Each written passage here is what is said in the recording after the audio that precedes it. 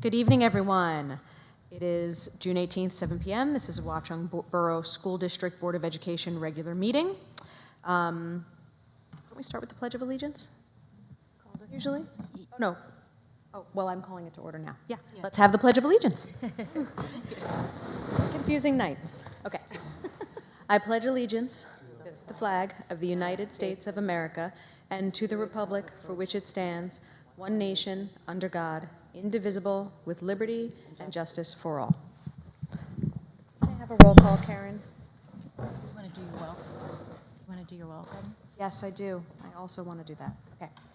Welcome to a meeting of the Board of Education of the Borough of Watchung. Please be advised that this and all meetings of the board are open to the public and media, consistent with the Open Public Meetings Act, Chapter 231, Laws of 1975, and that adequate notice was provided by written notice on February 4th, 2026, and sent to the Courier News, Star Ledger, and Tap Into Watchung, as well as posted on the district website. This is a regular meeting of the Board of Education of the Borough of Watchung at which formal action may be taken.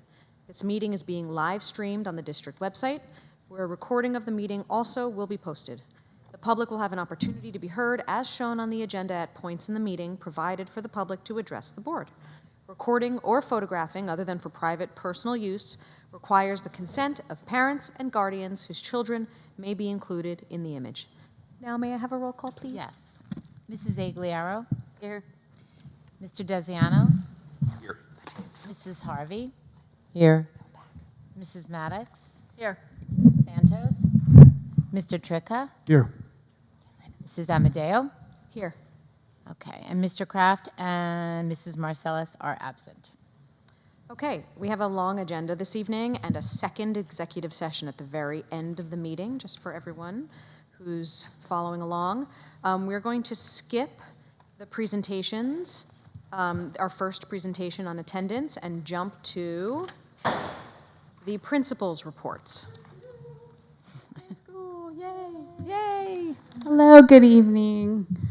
All right, June has been a wonderful culmination of another successful school year filled with celebrations, student accomplishments, and meaningful milestones across both Bayberry and Valley View. At Bayberry, students and families enjoyed several special end-of-year events.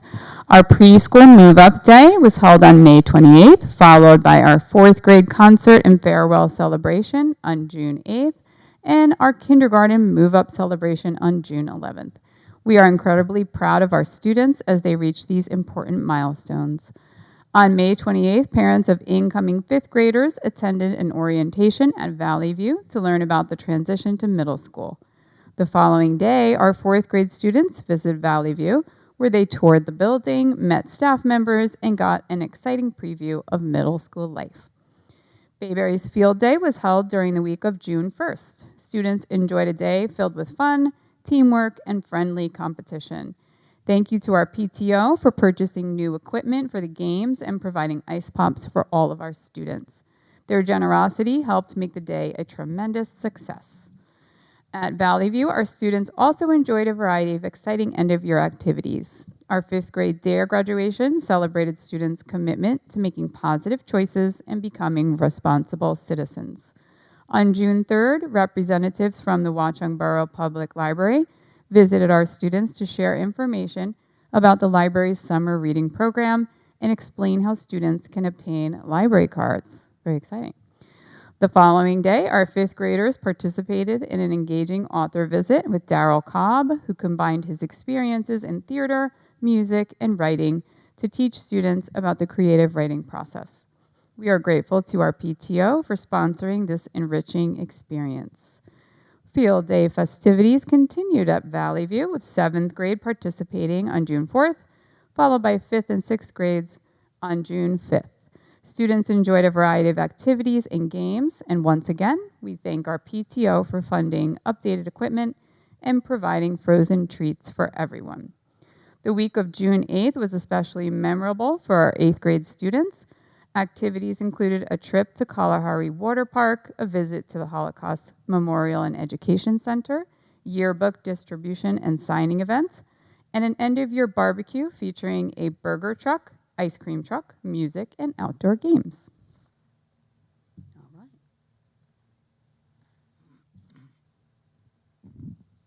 This week, our 8th graders gathered for their annual breakfast and a final rehearsal for the promotion ceremony before participating in Monday evening's promotion ceremony. Congratulations to the Valley View Middle School class of 2026. Thank you to everyone who helped make this event a meaningful and memorable celebration for our graduates and their families.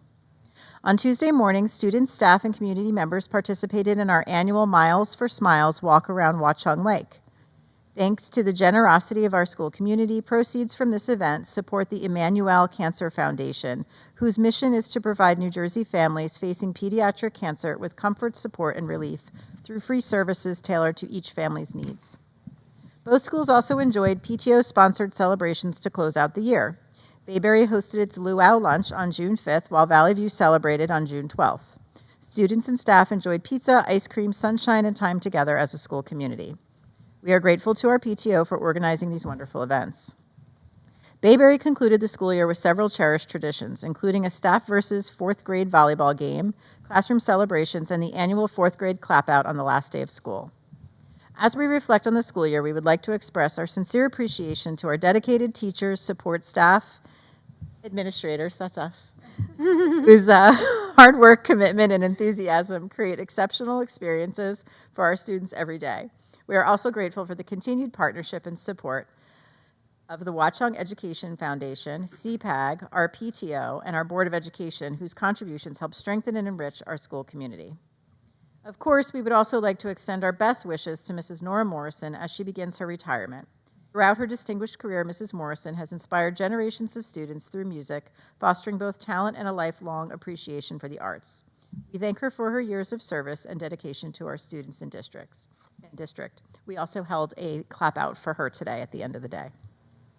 Finally, report cards will be available today, marking the official close of another outstanding school year. We wish all of our students, families, and staff a safe, relaxing, and enjoyable summer. Thank you for a wonderful year, and we look forward to welcoming everyone back for the 26-27 school year. Thank you so much, and congrats on finishing out the school year. Thank you. Do you want to go to the presentation now? Okay, yeah.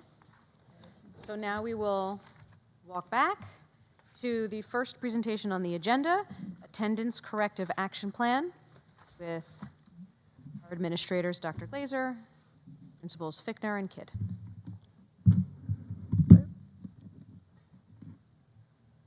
So, Aaron, the part 1 presentation, the thought exchange. So our presentation tonight is the corrective action plan for attendance. And as we told you back in May, that data is from 23-24, but compliance-wise, we need to be able to implement that plan. And you have a copy, we're gonna talk about that. But we also are required to have parent input into our surveys. We did one of our thought exchange surveys over the last couple weeks. We had 248 responses, which is tremendous, really, really good and valuable information. Current, let's be honest, current actual information. Additionally, we had parents reach out directly beyond their comments in the survey.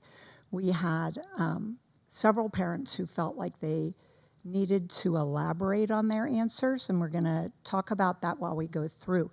But because our action plan is for 2024, right, it's just the basic compliance. What this survey allows us to do, because we have since found out, unfortunately, with our performance report for 2025, we will need to do an action plan for both schools in the fall.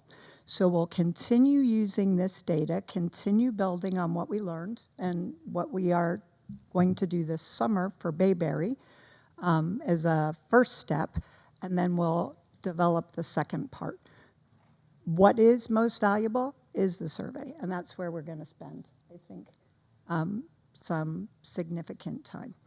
So, Aaron, if you could just go to the first slide. This just lets you know that of all of those people that participated, we had a pretty even response between the schools.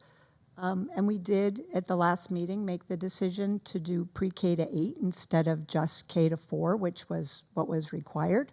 So again, it gave us some really great information, and it is information that is spread across both of our schools fairly evenly, honestly. Erin?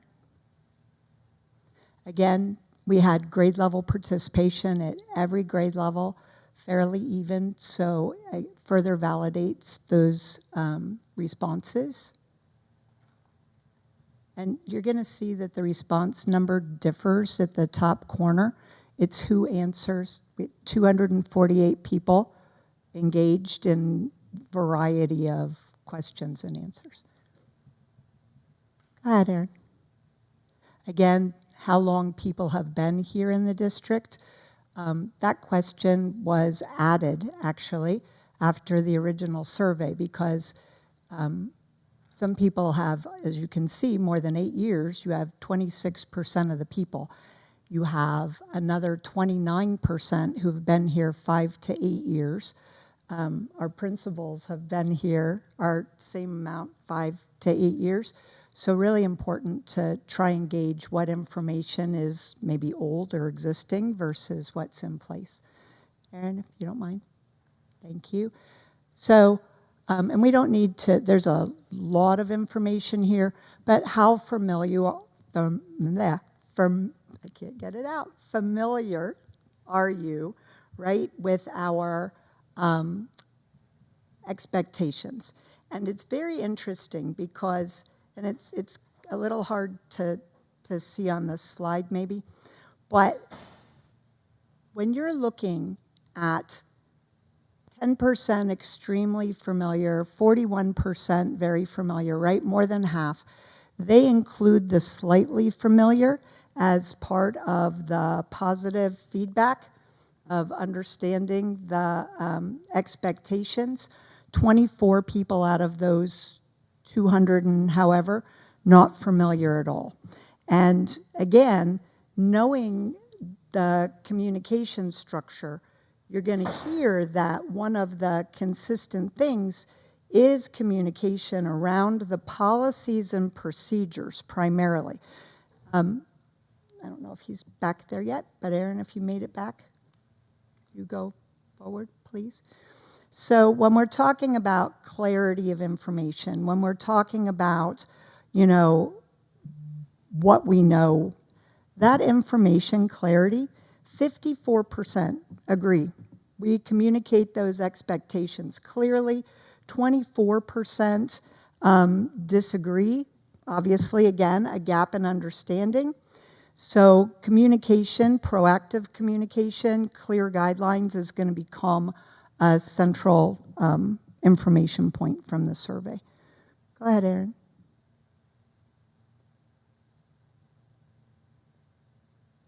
So the questions, right? How familiar were you aware of our attendance policies and procedures? Really high answers, right?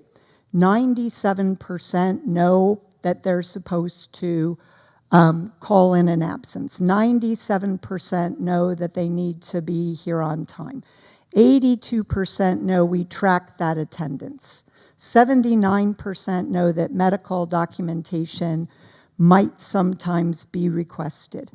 I will say, I didn't mean to skip this, but I was surprised that over half of the answers knew that 18 absences, excused or unexcused, counted as chronic absenteeism. I actually expected that to be fewer people. 67% understand attendance, right, leads to outreach or support from the school. I think because we do that on a consistent, regular basis. This 38%, cumulative unexcused absences of a student, right, might have stricter consequences, either children and family services, maybe truancy court, right?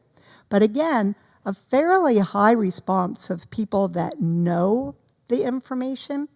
Where we're going to start to diverge is coming next. Erin? So when you're looking at confidence level and reporting an absence, only 9 people out of all of those respondents aren't confident at all. 21 slightly confident. For the most part, people do know what to do, how to do it. That was very clear in the survey. That was one of the things that we supposed maybe people just didn't know. Keep going, Erin, please. Same tardies, obviously people know. How to report the tardy, though, is really interesting because, and this comes in the comments as well. Do you call the school? Do you just bring your child to the secure vestibule and, present your information? So that's a fairly high percent that don't know, right, or aren't confident with the tardies. Go ahead, Erin. And again, finding the attendance information I thought was really interesting because most people do know where to find it, right? They know where it exists in that Genesis parent portal. And again, the comments are more supportive of that. And again, you're going to hear where we diverge in just a minute. Karen, thank you. And accessing the systems, right? People are very confident or extremely confident and be able to get their records through the system. Go ahead, Erin. Now, this was a surprise to me as well. I would not have guessed that so many people knew how many days their child had missed during the school year. It is available. It's right in Genesis to see. But again, based on our initial need to do this, and again, the data is from 2024, I would have expected a much higher number than 12 that didn't know how to do that out of, several hundred responses. Go ahead, Erin. So receiving your information, obviously the biggest is the parent portal, district website, school handbook, and that's a big one, even though the percentage is low. That is where it's communicated most consistently from the first day of school, where you have to sign off on all of your paperwork. Email, everything else kind of falls off on how they typically receive it. Again, you'll hear some feedback in the comments around communications on things to do differently. So this, again, not a surprise when you see it, but what this leads to, I think, is going to be our most challenging piece. Not surprisingly, 90% of absences related to student illness, medical appointments, 49% vacation and travel, 12% extracurricular other activities.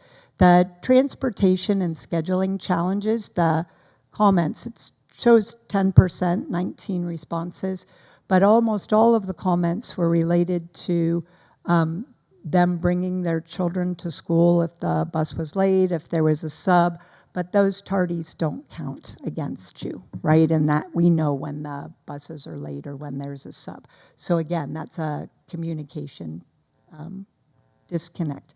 Of all of the other ones, right?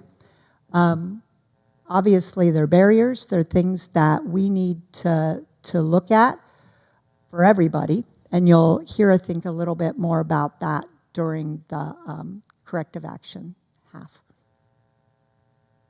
Thank you. So the district communicates these expectations clearly. Again, the parents are saying yes. The survey results, the communication clarity gives us 24%, 46 people who found it unclear. We did get comments, so that helps us understand how communication might be improved. Keep going, Erin.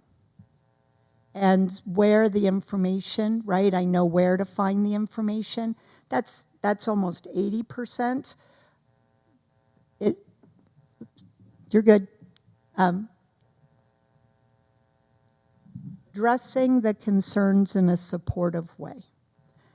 That is huge, almost here in the survey, right? You have well over 67, well over 80% feeling that we address it in a supportive way. When I come to the comments and when I come to what we're being asked, right, to look at in the corrective action plan, again, another disconnect, and I'll get to that in a sec. Go ahead. Again, 95% understand attendance is important for academic success. 9 people totally don't agree. Erin? And it is important for student well-being and social connection, again, 96%. So that understanding is not part of our issue. Keep going, Erin. So communications, what would be most helpful, right? And this was surprising, again, based on the conversations and based on a lot of conversations that we have, right? Just as a board and in committee, people want additional communication. They would like extra email reminders. We do not do a text reminder about attendance. You can see that 30% would like that added. A dedicated frequently asked questions page on just attendance. We don't have that, right? It's in the student handbook, but nothing really on the full district website. Step-by-step reporting instructions was very specific. Oh, sorry, you guys, I turned around to say something to you. Was very specific to Pickup Patrol, how Pickup Patrol works with Genesis, and just, the order of operations. Well, and I think maybe posting it seems to be the comment, when we're looking for information, that's one of the Pickup Patrol piece. The only other large response, the proactive communication from school staff. So when a student is absent, right, reporting in, our school secretaries actually call. They actually communicate with the families. There's no issue with that. People appreciate that, value it, unless they're getting a call every day. What was interesting when they are saying the proactive communication, again, it's another email. When I call to say, your child is absent, is everything okay? Or they've been absent a second day, is everything okay? The request was, and tell me how many, right? Except that we have already identified that almost everybody knows where to find that information on the portal. Most people are saying they don't want an additional email or communication. Yet we have a response rate, 28% response rate that in the comments is asking more emails, more, right? Something different. So again, another disconnect for us to be looking at. Erin? And again, that's the survey piece. Erin, you could load up part 2. I think that the survey results, again, we had a great response, which is wonderful. We, I don't think, are surprised by the barriers, the attendance challenges for this community. I think that, a large percentage of parents, 67%, think that the district is supportive in addressing the concerns. What we're going to talk about with and again, this is a very basic plan, what we're going to build on. Let me say it that way, right? What we build on. What? It is what's been in, right, you're right. So I don't think you can hear Miss Kidd. She's not at the microphone. But what she's saying is, in 2 years, we have already implemented a lot of different things.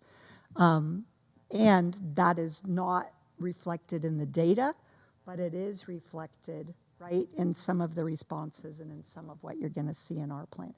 You guys can speak in.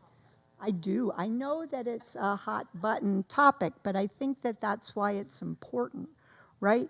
We've identified areas to investigate, and we can, dig deeper into the people that were kind enough, and I do mean it that way, to share with us why they answered the way they did. And I know that sounds strange. At first, when I was getting the calls, I was like, well, you answered the survey, and yes, but I wanted to give you clarity on why we answered that way. I wanted to explain better what our answer meant. And that is going to become an important piece to what we're talking about with this. So under the state guidance, we are required over that 10.9% chronic absenteeism to create a corrective action plan. It's required. We're doing it. We're doing it. The beginning stages of that, they give us guidance, right? They give us the state code. They give us everything. For us, we need to look at from the baseline, right? We're starting with root causes. We're starting not our survey, not what's already been put in place. And I can see your jaws going. I'm ready. I know we're going to get you. So when we start with the foundation. And that is where I want you, because I think it's important for you to talk about. Do you want to do it here? The things that have been in place. Sorry, I forget I'm live streaming. You just jump in. That's why I'm saying you have to jump in. So for this, right, if chronic absenteeism, it's any... Oh, I know. No, I'm sorry. I thought you wanted to jump in on what we've done. No, you go. And then we can circle back. You, all of us. I know. We're so tired. All of us. I just want to point out that we didn't need the state of New Jersey to give us data that's 2 years old to figure out there was an issue. We started putting things in place 2 years ago that have made a significant improvement already. So when we're looking at this stuff, I did little things like I changed the bell schedule times that are posted, because a lot of people thought 8:05 was the time their kid needed to be in school, even though it says the first class of the day starts at 8:05. So now it says 8 o'clock in the morning. Parents need to know if they're here after 8 o'clock, that's tardy. Because the first class starts at 5. You have to give your child the opportunity to put their things away and get to the classroom, walk from the front door to their first class, things like that. So we've put a lot of little things in place. I just didn't want you to get the impression that we were waiting for data from the state. Denise and I are always looking at these things and communicating with parents and finding ways to improve. And I think that the survey validates that. So it's very frustrating to me when somebody tells you to do something that's 2 years old and you've already made progress with it. So those are my 2 cents. I'll be quiet now. No, and it's really important because I also said that we're going to have to do it in the fall again, right? And a lot of that is going to be based on still another year behind. It's always going to be a year lagging, always. The good news, though, again, I agree with you. The survey validates what's been in place. I think this just gives us some extra information to try. Well, we'll get there. We're going to get there because that is part of the disconnect, right? Yep, it is the disconnect. Partially. So when we're looking at these root causes, they're the foundational supports, right? This is no different than what you would look at in a Bloom's taxonomy, right? What is it that gives you what you need to be safe, to be welcome, right? There's 4 areas, broken down 4 areas to really make sure that we have those positive conditions for learning. I think, again, to both Ms. Fickner and Ms. Kidd's point, we do have those environments. Again, based on the root causes, the chronic absenteeism, right? What that means for a barrier, maybe different barriers in other communities, is that it's really important, and even the parents I spoke to and the parents I met with, it's a behavioral issue, right? It's not a truancy, I'm keeping my children home. I'm not having I don't believe in a compelling education for my child. So we really, again, this piece that comes from the state, we have developed that nurturing, positive environment. Students want to be there, right? This isn't, that isn't even an issue. And if you could just go to the second set of conditions. So beyond the physical and emotional, the feeling of belonging, you have the academic challenge and engagement, and again, your adults, right? Do I connect with a trusted adult? Is there somebody that I look forward to seeing? Those kinds of things. And believe it or not, staff self-care is a big one, right? We're talking about attendance of students, but it is also connected, obviously, to our staff. If you go, I was going to say, I wanted to positive learning, or you want to wait until we get to the strategy? Like morning meeting. It's up to you. It's up to you. Yeah, and I also want to say too, I mean, we're constantly looking at this data. When we talked about it last meeting, is that we have the data. Our secretaries do a great job of getting information from parents about why they're absent. So we're always looking at it. Even though this is old, we have the current information, and I always think there's room for improvement. So that's what we're always trying to do. Sorry, excuse me. So our teachers use a responsive classroom approach. So we have morning meeting every morning. We do our traditional morning announcements as part of the routine, part of the day. I hear a lot about the students and the parents talk about that we announce our birthdays in the morning. So we do that right at 8:50, right? So if you're late, you're going to miss it. So all of these things help for the kids to look forward to coming to school. They're connecting with their peers through the morning meeting.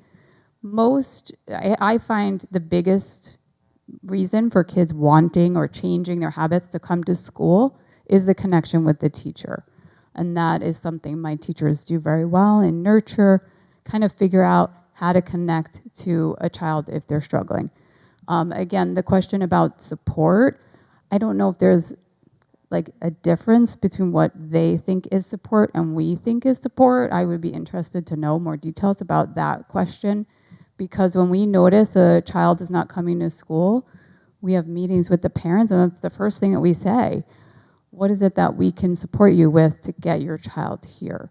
And we work with the parents. So if there's a medical issue, we work with them as well with like a flexible type schedule. So if there's something we can do more on that piece, that's what I'm interested in too. All right. And again, that's part of the disconnect. It's not that we don't. It's the inflexibility of those 18 days, and that it's excused and unexcused, right? Both. And that is what we'll talk about. We can't control that, but that is the commentary, right? So, Erin, if you could go to the next one. So the recommendation for developing the corrective action plan is a tiered approach, very similar to what we would do in a classroom, right? Tier 1, Tier 2, Tier 3. In these tiers, you start at Tier 1 with the foundational strategies. You start with prevention, I guess, is the best way to say it at Tier 1, emphasizing all of those things that Ms. Kidd and Ms. Fickner just talked about, strengthening those positive conditions, making those connections. Those Tier 1 interventions are typically really what improves attendance for most, right? For our first 2-year-old data corrective action plan, we stuck to Tier 1. when we have to build the next one, we will be required to look at Tier 2 and Tier 3. And you can see Tier 2 and Tier 3 start to layer on the interventions, right? Looking at those root causes, trying to figure out if beyond the large picture, there are barriers to attendance, maybe based on demographic group, maybe based on, again, not so much with us since we have that transportation, but where you are in town, those kinds of things. And Tier 3 is really the intensive intervention. That's the truancy court, Department of Family Services, right? That certain number that precludes you from being promoted to the next grade level. And again, Erin, if you could just hit the next slide. I know that Mrs. Fickner talked about this a lot at the last month's meeting. This tiered system of support, it's not just the school, right? It's not just Bayberry or Valley View or Ms. Kidd or Ms. Fickner or Mrs. DiNardo or, Mrs. Bolton. It takes the whole learning community. And by Tier 3, that does include those outside services, not just our internal capacity building and our internal data.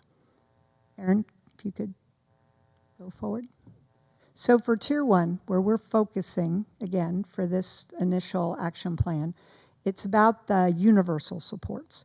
There is nothing on here, I think, that didn't come up in the survey and isn't something that could be incorporated into our practices. Again, probably has been over the last 2 years, but incorporated into our practices, incorporated into what we do in the schools that offer students that welcoming feeling. Just, again, for the sake of the corrective action piece, that concise, consistent communication, schedules, and expectations. Ms. Kidd talked about that. The issue with the communication, as you could see, it's very available. It comes down to, again, when you're going to be absent for an extracurricular, to be on vacation, they want the same kind of flexibility, right, that you might see if you had a chronic medical condition or a doctor's note. The expectation, the communications, no, the long-term, the chronic ones.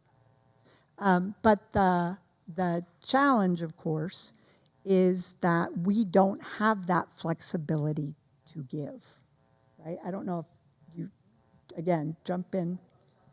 This is the communication piece, including, right, some of the comments, my holiday isn't included as a district holiday.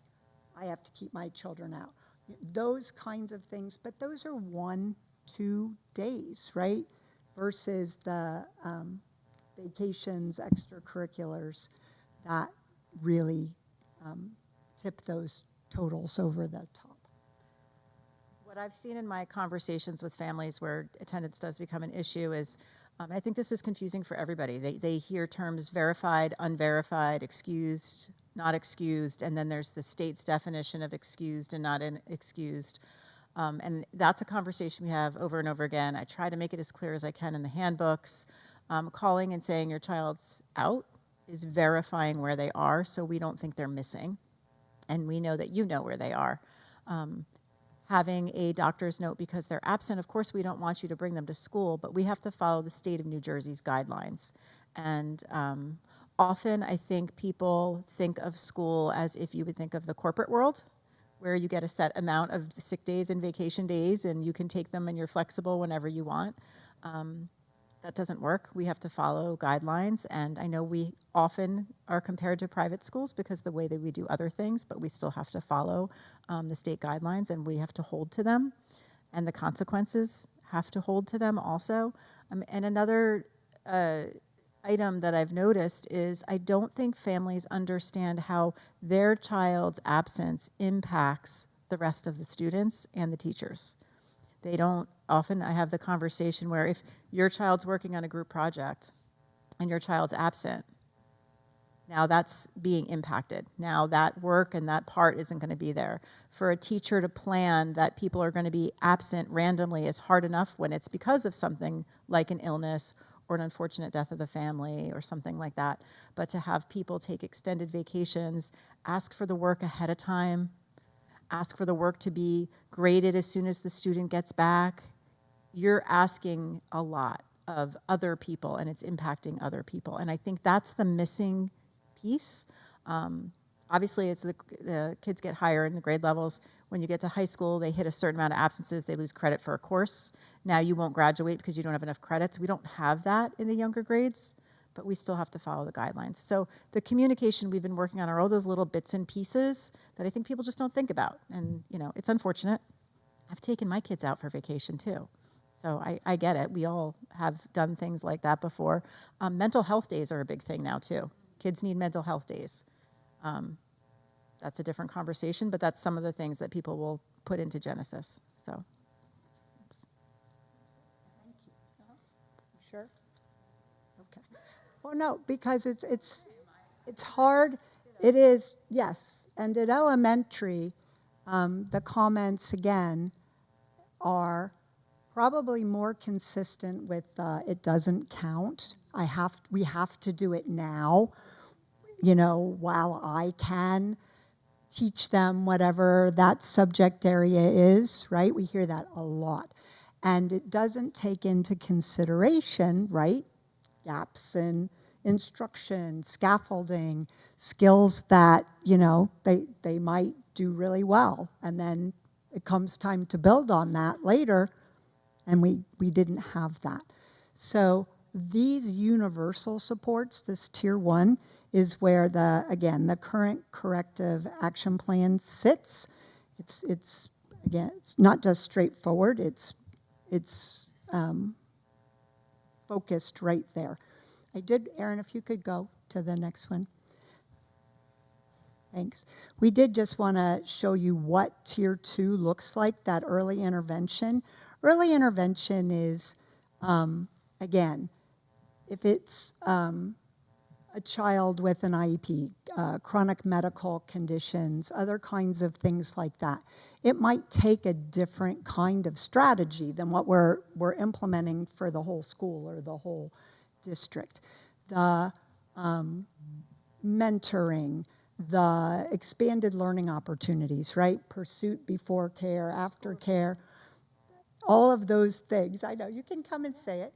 I was just going to say, we also have the restorative piece, and I know that that's something else for you to, you know, speak to. We try very hard with that early intervention, especially kids that are absent, not to pile on to that, right, in our discipline, and not to make the absentee piece also a punishment.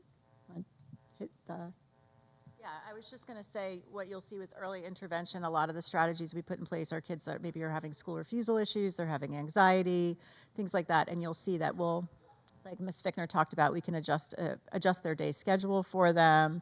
We can give them other places to go where they feel safe, or they can take breaks throughout the day. But the goal is to get them into school and get them to be there for most of the day. So a lot of these early intervention things are, as soon as we start to see signs, we build on that. And I'd have to say in my 6.5 years here, it's been very successful. So. I was going to say that individualized piece, because it's not a lot of our population, right, that has this, but enough that it makes the tipping point for the school. So, Erin, could you go to the next one? And again, just so you could see tier 3, that intensive intervention, that is very specific, truancy, the legal intervention. It's individualized success plans for kids. It is the child and family services. If we can't find you, if we can't identify why your child is not in school from our communication, our calling, those kinds of things. And that is part of that interagency case management. It also works with the county and the state. Erin, you go to the next one. So, Mike, sorry. Guess we jumped. Doesn't look like that for me. I don't know if Erin, if you could make that just slightly smaller so everybody could see. And you do have, for the board members, you have a copy at your table, more for the home people. Ask a quick question that I think is timed with this. Uh-huh. The tier 1 strategies that you were talking about, that's all we're doing right now. We're not implementing tier 2 or tier 3, is that correct? For the 2024 corrective action plan that we're required to do, you'll see, we're doing our required piece, and then we'll use a lot of the survey data we received, some of the comments, some of the additional information to go deeper. But the deeper is with more current data. Starting in September, will we be using tier 2 and tier 3? Give it a second, because first we're going to look at this first plan over the summer and evaluate the changes we make for August when we come back. That's September 3rd, right? Whatever that day is, Okay. because we're going to have to create a new plan for next year. So we want to build, right? We want to change what we've already identified beyond what's already been put in place and continue to scaffold that up. Do you want to? Yep. Yeah, I'll just build on it real quick. So this report is just going to focus on tier 1. We're already doing tier 2 and tier 3 things that we'll add subsequently. That's all. So, and then build on it. Because again, the compliance piece is this. You going to say something too? Oh, no. No, that was That helped you? Okay, looking for him. good. Yeah. Good. So, thank you, Erin. So, current strategies, you heard Ms. Fickner talk about morning meeting. Since we've started that, have our school-wide tardies decreased? And the reason that that's focused on tardies is obviously it's where we start the day. Kids really enjoy it. They're connected to it. But that's the kind of question we want to ask. And again, the things that are already in place, the things that have changed since this data for both schools, even though this corrective action plan is geared at Bayberry's numbers, those automatic calls home, right? And again, you can see the guiding question. When the numbers are at that chronic point, is that communicated? Following up, I don't know if you know. I just want to clarify, they're not robocalls. No, it's secretaries. Yeah, a lot of districts have like the robocall. Your child is not. Oh, no, but that's great for at home. You're right. That's perfect for home. You're right, 100%. So we also have automatic generated letters from Genesis that have been put in place, again, in the recent years. The questions are, again, are they sent often enough? Too generic? What communication? That ties back to the survey primarily, but they're great guiding questions for us. Again, I think both principals mentioned that when you get to a point of beyond chronic, right, excessive almost, those meetings with the counselors and principals are and when we say consequences, that is state language, not our language. By consequences, that you're at 18 absences, 10%. Do you understand you're chronically absent? Or do you want to talk about middle school tardies? So there are consequences, but it's not. But it's not this, right? Like consequences, the way you might think of it in terms of a corrective action plan. I just want to let you know it's 8 o'clock. Perfect. I think we only have one more slide, actually. And then, Erin, thank you. So this, I hope, answers your question, I think, a little bit more.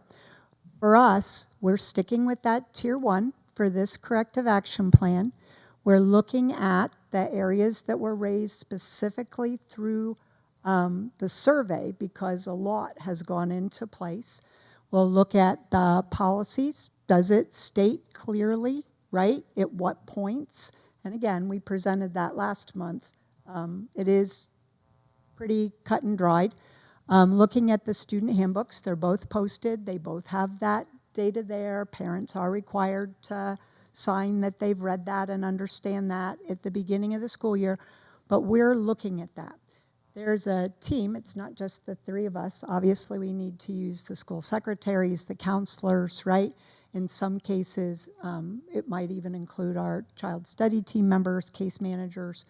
But at this early stage, old data stage, the other thing that we're going to look at is that Genesis and Pickup Patrol, like you said, to have it what you do at the beginning of the year. We'll look at it for the beginning of the next year, right, to see if there's any tweaks we need to do. What we plan to do is go through all of this, identify what's already been addressed or we believe has been addressed, look at any revisions, tweak that, right, after we start the incoming year before we develop the cap for 24-25. And that meets our requirements, basically, for the old data and sets us up for being in compliance with the new data. I think it's important, especially for the people at home, because we have seen already the full breadth of the survey. We have to find a way to communicate that we don't have flexibility, right? In the state combining excused and unexcused absences in that definition of what chronic absenteeism is, we don't have flexibility in excused and unexcused, even if it's one of the consistent themes, I would say, is that it's academic enrichment or academic related, instructionally related. So that is going to be something that we have to find a way to communicate successfully. So I don't know if you wanted to add anything additional to that piece of communication, the places where we don't have flexibility, but that we have to, I don't know, maybe do a better job or some way Can I to just make a communicate. comment? I feel like sending written things, and we send a lot of written things, and we say review the handbook. I'm not sure if people are reading it, but I will say that when our secretaries call and people have questions, they school them. They do. They explain things. They explain how to interact. They explain what it means. So that's true for me, right? I mean, for you too. Complaining about that. They don't like that. Well, I'm sorry. I thought you were talking about that they don't. So I want to jump in because Jen has. I just have a comment because I feel like we've been here before. I've been paying attention to Board of Ed meetings for over a decade, and I remember a very similar presentation on chronic absenteeism, and it was illnesses and vacations. And I know at that time, I think, you can correct me if I'm wrong, Dory, because I think you might have been there too, they decided to not give homework in advance of vacation. That was one of the things that they tried. And it's cultural, right? So it's a hard thing. You're right. People do think in early elementary versus high school, if you're going to take a vacation, it is easier. So it's a hard thing to address. What I'm curious about is actually the illnesses. If trends are monitored, I'm curious if after COVID, if people are holding their kids out more and if there could be maybe more communication about that. Because I remember way back when that there used to be a perfect attendance award in grade 8 given at the promotion ceremony, and kids would receive it. So there were kids that were not sick for an entire year.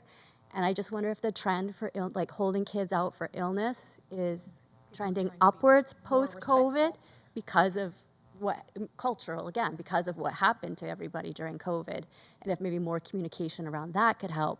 But I also agree with a text saying that your kid has now missed 10 days, and more communication and understanding around where the consequences with the state start to implement. I don't think anybody knows that. So that might help with the Yeah. longer vacations. So I have not seen, for me, it's not medical. For me, it's purely not bringing your child to work they're whining to work, exactly, to work. Not bringing them because maybe they're whining, maybe they need a day off, maybe they had a social media issue, like it's vacations, it's all the normal middle school drama, like that they're just keeping their kid home from. I don't see a medical trend. There are always going to be a couple of cases, here or there where it's something more medical. I got rid of the attendance award because it was. I got rid of the attendance award because I personally do not think that you should reward someone for showing up every day to school when it's the expectation. I think that I don't get an award when I show up to work. It's just where legally you're supposed to be here till you're a certain age. So thank you. Now I got an award. I got a pat on the back. We celebrate the kids. We do things with them. We try to engage them and make it as fun as possible. Even when we have class trips, we have families that choose not to participate because they'll take a group of kids to the beach instead. So those are the types of absences that I see at the middle school. I understand what you're saying, and that is, definitely something that I looked into before. And it's more, of course, one or two people there's something going on, whether it's cultural, whether it's health, whatever. But for the most part, I don't think they understand the impact on the school, but on their child and on the other children and the teacher. I think that's really, it's just, I don't know how to nicely communicate that any other way than we already are. I'm not sure there is, for the families, an understandable concrete impact. There isn't. For them. It's for us, it's not for them. Right. Yeah. Right.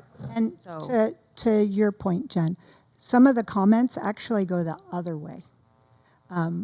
My child's feeling well. Why do I have to keep them home just because they haven't been fever-free for 24 hours? I don't think if my child is feeling well and I give them Tylenol, believe it or not, in the comments, they should be able to come to school. You shouldn't get to that it's your fault, right? Basically. And I understand. I'm a working mom too, but I haven't seen that the other way. I haven't seen either. I wanna move the meeting along. We're done. We wanted to know if you had questions. Are there any other questions that anyone would like to ask? Okay. This is helpful. Thank you. Thank you. And again, stay tuned because we'll have the next one soon. Okay. Dr. Glazer, do you have a report you would like to give? Okay. Thank you. Good night. Thank you. I was just thanking them. It's a really long day for them. So I wanted to send them home. Safe home. Thank you, ladies. Oy. I might not even open it. So we do have a superintendent's report. I think we're just going to put it up on the website for over the summer. We have a year in review of photos. And one of the other photo things we have, I don't know if the business office is reporting on this, but we get a wellness grant from the health insurance. And one of the fun things, staff engagement things, was we submitted our picture of us being active, active. It was part of a raffle, and they did the raffle the other day. So we also have the photos, all of the winners' active pictures, and we'll share that again on the website over the summer. It'll be fun, I think, for everyone to see. You know that today was our last day of the school year for staff and students. We did communicate with both groups, thanking them for a wonderful year, with WEF, with CPAG, the PTO. It went fast, let me say that.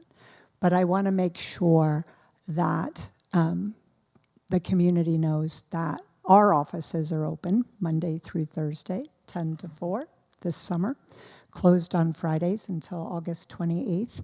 But We are here if you need something. The secretaries are in the buildings through next week if you forgot something. We've already had a few of those calls today. So wanted to make sure people knew that. Have a wonderful, safe, healthy, relaxing, rejuvenating summer. We're already looking forward to welcoming you back. Bishop Johnson, do you have a BA's report? I have a little bit. Well, the business office is wrapping up the school year, so this is a time when all the vendors that didn't send invoices are now sending them, waiting for payment. So our accountant has been here late into the evening trying to keep up. So that's what's going on there. We did do, as Dr. Glazer mentioned, that wellness grant, which was really fun because we had a spinning raffle wheel, and it was really fun. Picking the winners, watching them win, and confetti. It was very fun. So, and then for buildings and grounds, tomorrow we start our rug removal. That was the rugs that we approved last month, and the custodial staff has already begun emptying furniture out of the rooms already. So we're going to start tomorrow, and some of the floors will start going down Monday. So that's pretty much it. Okay, let's go through committee reports. Is there a curriculum report? Yes. So Curriculum Committee met on June 10th, 2026, virtually, starting at 4:38 p.m. and ending at 5:33 p.m. In attendance were myself, Leticia Marcellus, Rich Viciano, BOE President Danielle Amadeo, and Dr. Julie Glazer. Follow-up, we discussed attendance cap, how the state requires schools with chronic absences to produce a corrective action plan, which includes family input. A survey has been mailed out to Watchung families in regards to the attendance cap. With the families' feedback, maybe we can possibly come up with a solution for the many chronic absences we are still experiencing now. As of now, both schools, Bayberry and Valley View, are over 10%. Board agenda items, 5-year curriculum writing, K through 4 STEM will be starting, working on next year, having less half days at the end of the year. Okay. Is there an administrative and finance update? There is. The Administration Finance Committee met Thursday, June 11th, virtually from 5 to 8 p.m. In attendance was myself, Mrs. Amadeo, Mrs. Marcellus, Dr. Glazer, and Mrs. Bishop Johnson, along with guest Connor O'Brien from Legacy Construction. Mr. O'Brien gave us an update on the referendum projects. The outdoor learning commons is in the final stages of inspection. The town has a new inspector who has additional requirements that will be addressed over the summer, and the area should be open for students at the start of the new school year. The new shed for Valley View is on site, and regarding the Valley View field, the district has worked through a drainage plan with the town, and so the plan is to go out to bid in early July. H&S work is nearing the closeout phase. The mold remediation costs have been settled. The costs will be split between the contractor and the architects, and the school will not bear any cost. And finally, the roof leaks are being fixed at Valley View. The committee also discussed Senate Bill 1807. We reviewed a document that we're going to present to Assemblyman Kearney regarding the pilot bill that's currently being discussed at the Senate level, and the meeting with the Assemblyman has been rescheduled to July 24th. Mrs. Bishop Johnson went over our 3-year contract for insurance, which has expired. So she reviewed 4 different groups for our next contract and selected to continue with the Diploma Joint Insurance Fund. This is on the agenda for approval along with the associated risk manager. The agenda items were fairly standard and include employee professional development, payment of bills, transfers, and financial reports, donations including an assembly at Bayberry from WEF, baseball team t-shirts, and Chromebook cases for the incoming 5th graders. There is some special education placements for ESY. We are appointing a new treasurer. We are appointing the architect, EI Associates. We had the transportation agreement for year 2027. Our shared service agreements with the high school, that includes the transportation coordinator, trash removal and busing, property and casualty renewals, the annual maintenance service agreements such as elevator maintenance and pest control. For the maintenance reserve, those carpets that Mrs. Bishop Johnson was just referring to, we have 2 additional rooms that need the carpet replaced in addition to what was previously identified. The total for those 2 extra rooms is $14,000. So the total cost that will be taken out of the maintenance reserve for the carpets has changed from $145,000 to $159,000. We have a transfer of current year surplus to maintenance reserve. That is a June resolution that we have every year so that we're able to put any surplus into maintenance reserve. The cancellation of outstanding checks that are older than 6 months. The ESS Northeast Agreement for staffing services will be renewed. That's for our substitutes and paraprofessionals. Safety and security drill reports and reapproval of curriculum, texts, and policies. Do you want me to do the goals? No, that's okay. That's it. Is there a policy update? The policy committee met on Monday, June 8th, 5:30 p.m. virtually. Myself, Dory, and Dr. Glazer met. We followed up on P9241, which is classroom observations, but had to continue to hold on that one. We're still waiting on Ms. Fickner to follow up with child studies teams about how the harshness of the language into that policy. We also discussed, we also followed up, I guess, on the spreadsheet that captures the policies that are 5+ years old. And the intention is to schedule reviews for those over the summer. And I'm going to look into whether or not I can try to recreate that report a little bit more automatically. Under review is P2365, acceptable use of generative artificial intelligence, and P5701, which is the academic integrity policy. For both of them, we need to create a new draft using Strauss's feedback and also adding something around AI not making decisions about instructional outcomes. That is on our to-do list. New topics was Regulation 2510, adoption of textbooks. One question came up about whether or not the budget should be taken into account as part of the textbook evaluations. It was confirmed that it is, and so that's ready for first reading. And then schedule summer, the other couple of items that came up separate to specific policies or regulations was whether or not to schedule committee meetings during the summer. I'm going to follow up with the committee about that.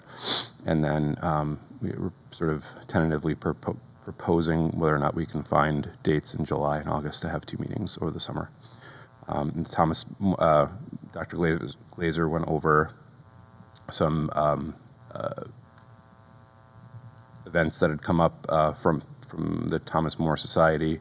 Has notified us that they are inquiring about Supreme Court matter of Mirabelli versus Bonta regarding P5756 and are pressuring us to rescind the policy.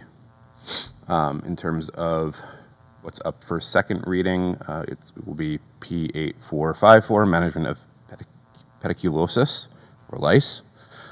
That'll be the last time we mention that in a meeting. P2419, school threat assessment teams, R2419, school threat assessment teams, and then P and R5533, student smoking, and all had no feedback and will be up for second reading. That's it. Can we have a personnel update? Yes. Personnel met on June 9th, and in attendance was myself, Jennifer, Danielle, and Dr. Glazer. Just wanted to remind everybody that most of the discussion in our meeting is confidential, and a lot of it is in regards to specific employees and specific information regarding. So my summaries are always going to be, or probably going to be, very bleak. Brief. Brief. I'm just being blunt, because it is what it is. The Personnel Committee met on June 9th to review staffing, administrative, and operational matters in preparation for 2026-2027 school year. The committee's work is focused on ensuring that the district is apparently staffed, operationally sound, and positioned to meet the needs of students and staff. So topics that we discussed are staffing needs for the upcoming school year, administrative contracts, and discussing, there wasn't a whole lot surrounding the contracts, we just had them up for review. Position description and organizational support structures, employee onboarding and personnel process improvements, compliance and professional responsibilities, and then again, the summarizing of the 2026-2027 school year. That's it. Okay. Moving on to board liaison reports. I do not have a legislative report this evening. Mrs. Maddox, do you have a Somerset County Educational Services Commission? No update. Okay. Marcellus is not here this evening. Is there anyone filling in for her Somerset County School Boards? No? Okay. School Boards Association. Mrs. Aguilar. Just that the workshop dates have been set for October 19th to 22nd. Usually the Tuesday is the biggest day, which is the 20th. So if anybody wants to attend, please let Mrs. Bishop Johnson and Danielle know. It's a lot of fun, but more importantly, there's a lot of learning and professional development there. What workshop? You Okay, just said so- workshop. Yeah. NJSBA. So the School Boards Association once a year holds a workshop down in Atlantic City for school board members, business administrators, superintendents, and other administrators. And it's a series of workshops and seminars, usually start around 8:30 in the morning, and they go till mid-afternoon on various topics like falling off the fiscal cliff, or Robert's rules, or new legislation coming out. Your mandatory training can also be done there. And in the evenings, they tend to have networking events where you can meet members of other school boards, which I always actually found very helpful as well, to talk to other people about what they're doing, what worked, what didn't. And I have found the learning, like I've gone twice, and both times I went, I came back with something really profound. I think Mrs. Amadeo feels similarly. For example, last year I went to a workshop that explained the school funding formula in detail in an understandable way. And that was the first time I felt like I truly had a full grasp of what was going on. They also have things like legislative panels where the senators and congressmen come and they talk about kind of hot topics, and sometimes you can ask questions as well to kind of get an understanding of where the state is at in regards to schools, and things like, for example, regionalization came up, transportation for special education came up, so health benefits came up, so the things that they're working on and the direction that they would like to take. So I've always taken a lot back from it, and then the other nice thing about it is they give you access usually to all the slide decks and presentation materials afterwards, so you can share those with the other board members. So if you've had something like Danielle really loved the high impact tutoring, she's able, she can then bring those slide backs and share with everybody. Hey, this is what I learned. This is what I said. This is where we can get more information. Maybe there's a grant for this or a grant for that. So between the professional development and the networking, plus also just helps with collaboration with other board members to see them on side of a environment or a U-shaped table once a month. So it's valuable, and it's usually 4 days long. You can go to any part. You can go down for the day, or you can spend the night. Thank you, Jen. It's very You're detailed. MUJC. Also finishing up their school year, finishing up their negotiations with their staff, and having similar issues, same all of us, right, in looking at support services, related services. There are not a lot of staff available in some areas, behaviorists, other specialty areas, and looking at alternate ways to attack those services, maybe changing responsibilities, changing assignments to make sure some of those services that can be collaborative can fall under different certificates. So really always interesting for us. The other thing Morris Union Jointure is sponsoring with Seton Hall, and I believe there's another district and university as well, but encouraging paraprofessionals to go for their teaching certificates and offering that coursework within the districts to make it easier, right, to access. And that would be wonderful to have that growth, to be able to have even sub-certificates so they can be with students in different ways. Ad hoc enrollment group? No report. Okay. Seeing as there's no one in attendance, I am going to skip the community engagement section and move on to executive session.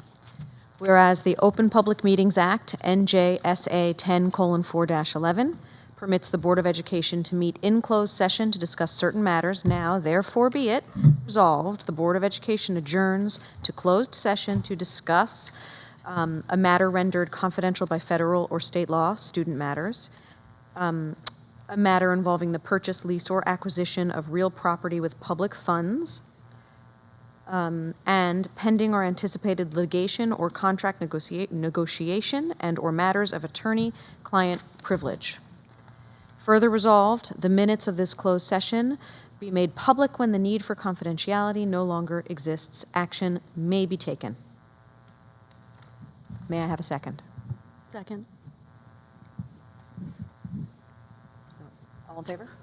Aye. Thank you. All right. Where's my head today?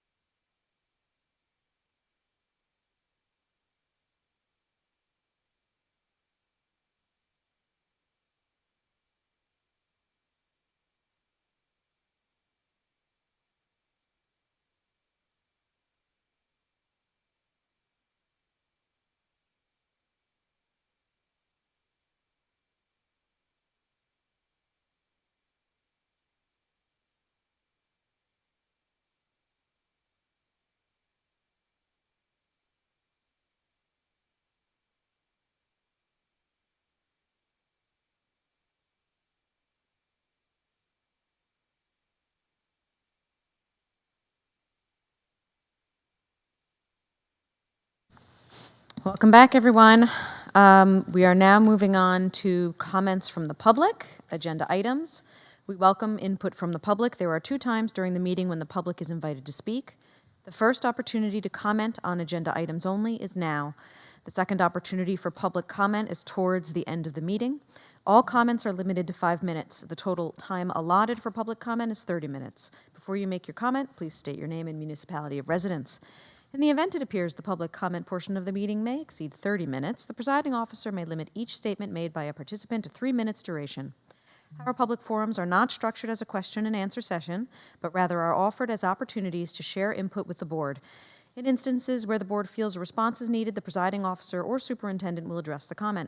New Jersey statutes do not permit the board to discuss personnel or hiring in public session. Names of students should not be used. Members of the public should consider their comments in light of the legal rights of those affected and identified in their comments, and be aware that they are personally legally responsible with potential liability for comments that they make to the board. The board shall not be held liable for comments made by members of the public.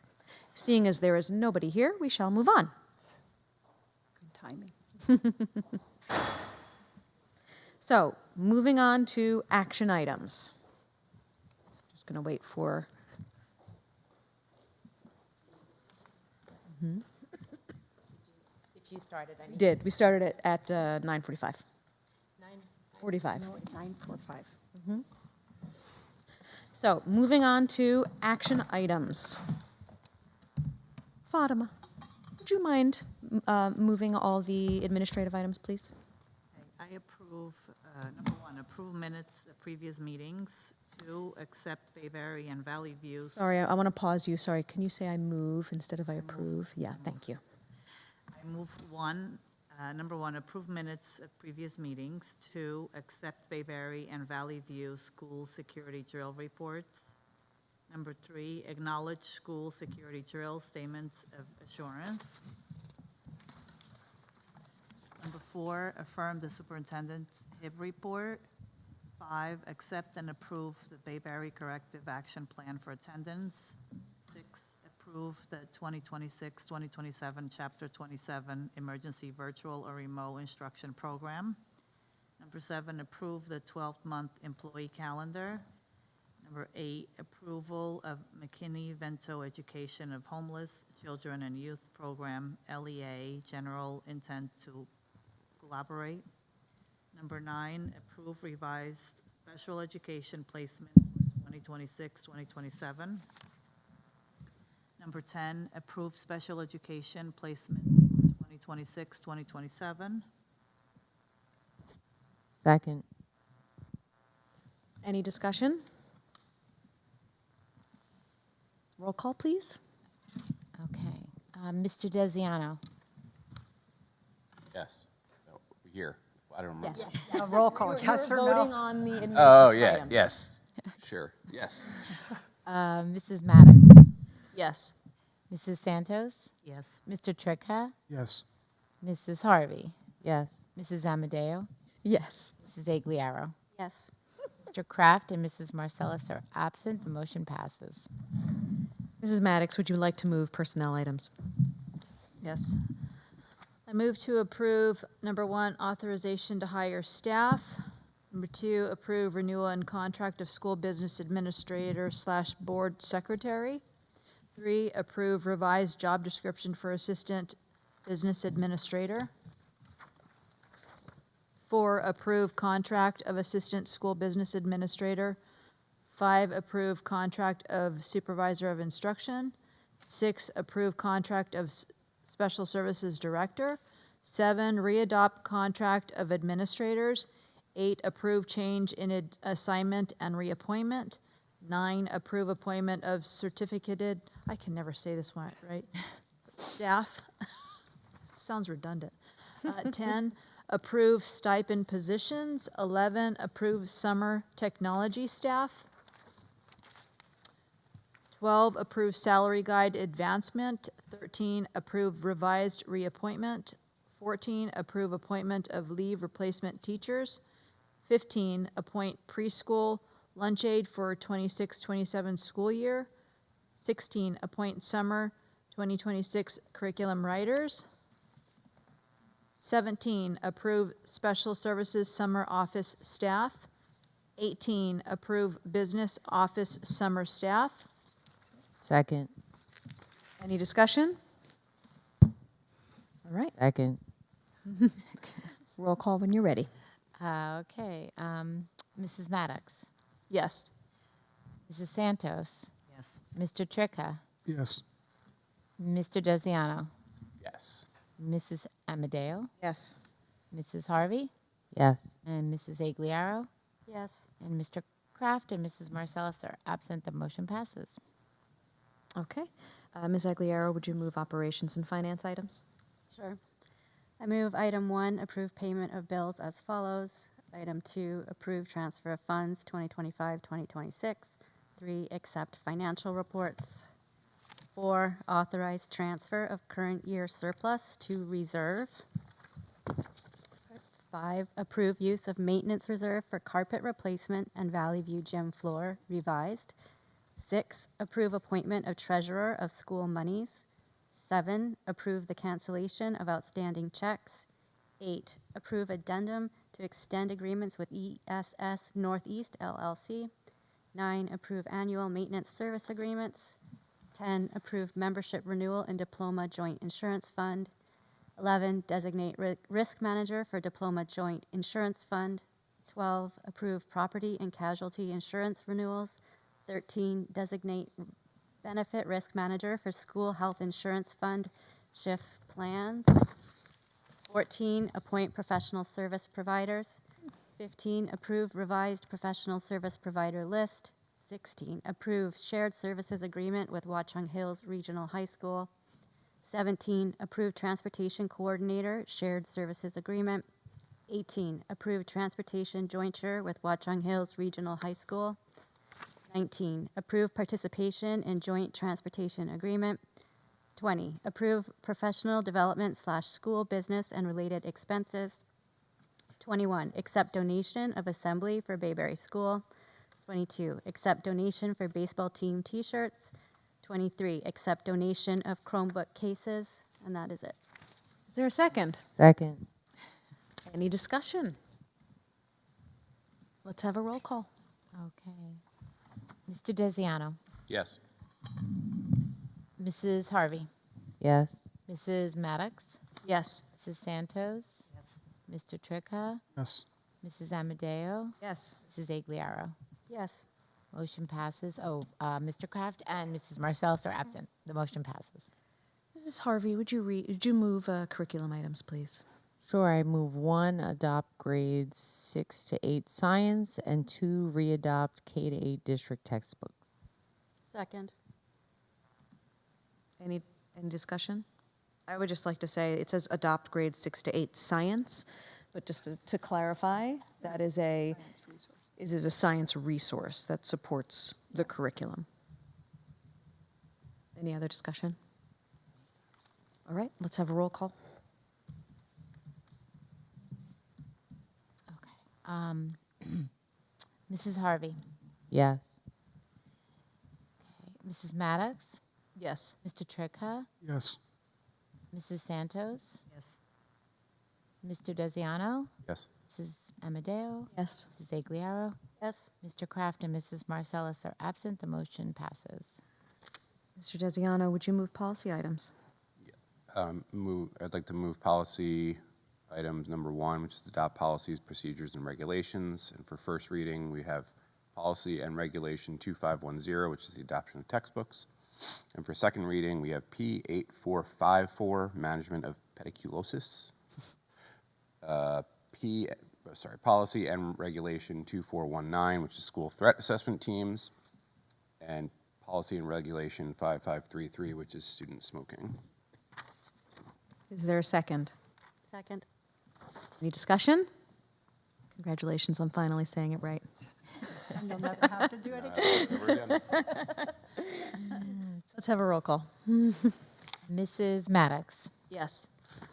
Mrs. Santos, Yes. Mr. Desiano, Yes. Mrs. Agliaro, Yes. Mrs. Harvey, Yes. Mr. Tricca, Yes. and Mrs. Amadeo. Yes. Mr. Kraft and Mrs. Marcellus are absent. The motion passes. Okay. Is there any board business this evening? Comments from the public. We have no public, therefore I can move on. And so now we have our second executive session of the evening. I have to read the legalese again. Please bear with me. Whereas the Open Public Meetings Act, NJSA 10:4-11, permits the Board of Education to meet in closed session to discuss certain matters, now therefore be it resolved, the Board of Education adjourns to closed session to discuss specific prospective or current employees unless all who could be adversely affected request an open session. Further resolved, the minutes of this closed session may be public when the need for confidentiality no longer exists. No action will be taken. Because no action will be taken, we are going to stop streaming. This will be the end of the evening. We will simply adjourn after this. Second. All right? Okay. All in favor? Aye. Aye. All right. Thank you. Good evening to anyone who may be streaming. Have a great night.